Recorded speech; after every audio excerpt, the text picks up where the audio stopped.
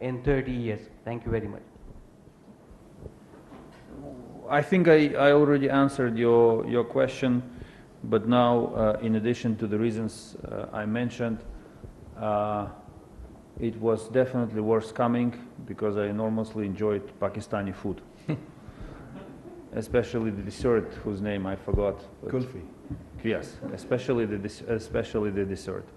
But the rest part of my answer is in everything that I said that I said before.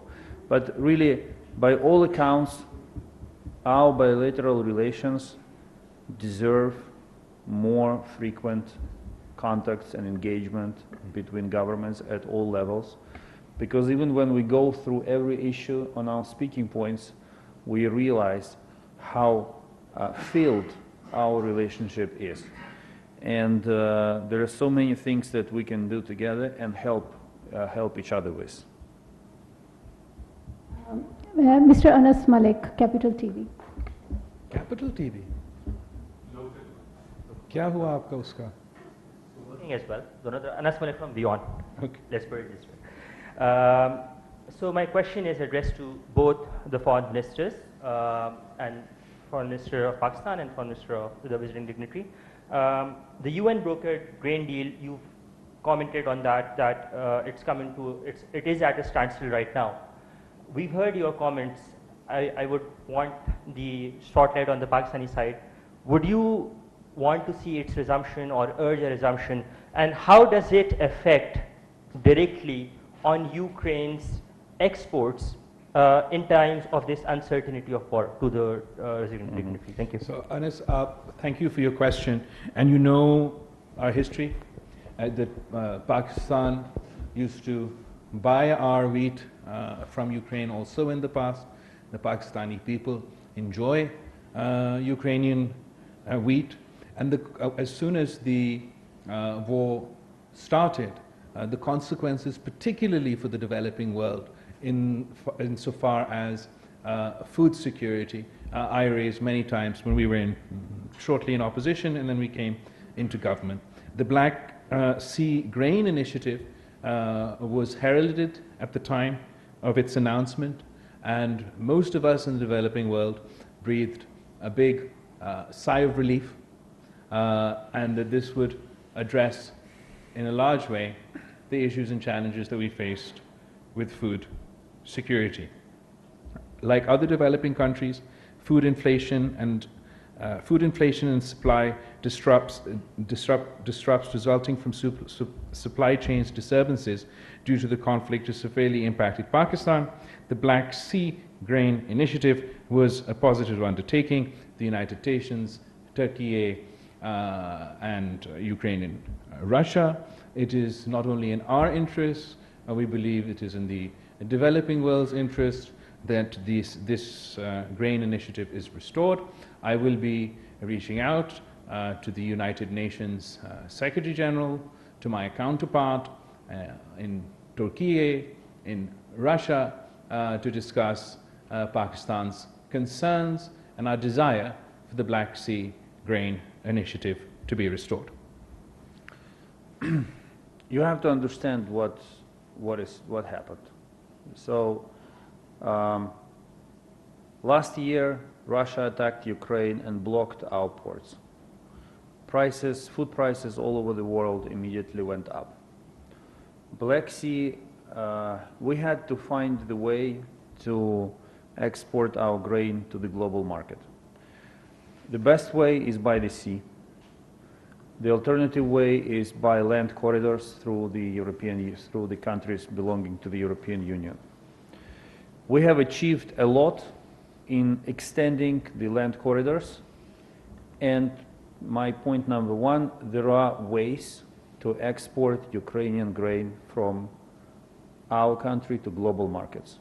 So it's not that things are completely locked up. But the problem is that taken all together, land corridors cannot export full amount of cereals available for export. This is the issue, which means that prices will go up because of the shortage of delivery. Russia said, don't worry, Russia, have enough of grain to replace Ukrainian grain on the global market. But first, this looks, there's a flight, I hope it's not Russian flight, right? Sorry. Do we have a big embassy here? But the Russians, what the Russians have done, they're trying, literally saying that we simply destroyed our competitor.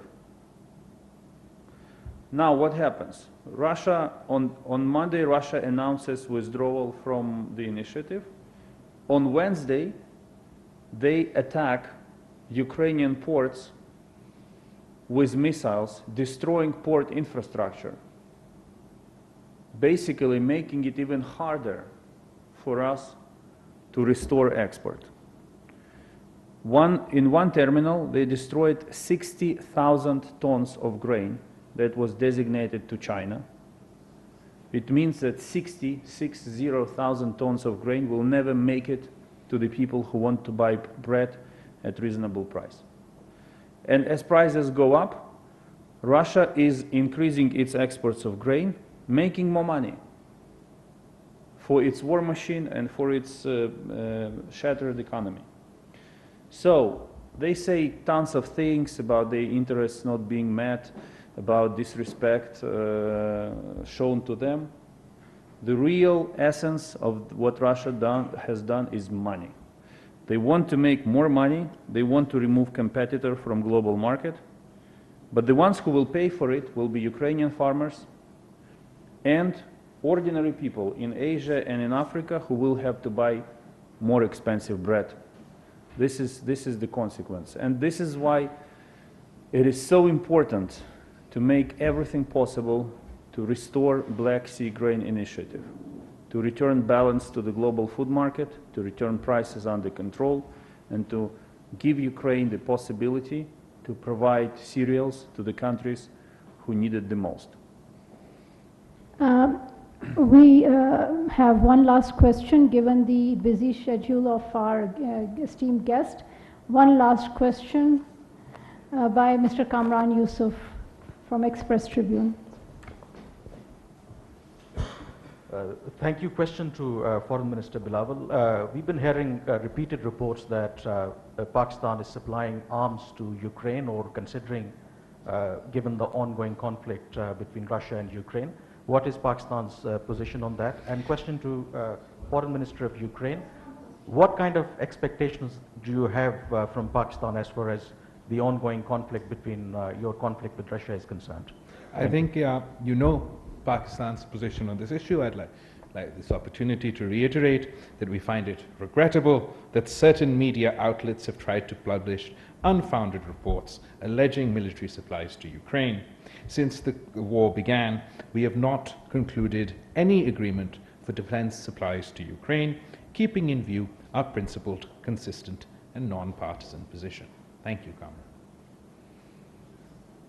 Yes, I can confirm that there are no contracts or intergovernmental arrangements between Ukraine and Pakistan in this area. The military technical cooperation that we have dates back to the contracts signed in 1996 and related to the supply of, to the creation of Al-Hadid tank in Pakistan with the support of Ukrainian defense industry. We want Pakistan to be by our side in the way it finds appropriate for itself. Minister expressed condolences. We know that Pakistan supports our territorial integrity, and the rest is in the hands of the Pakistani government to choose appropriate forms of finding the way to support a country that is fighting for its sovereignty and territorial integrity against a much stronger neighbor. Okay, thank you everyone. That concludes the session. That's it.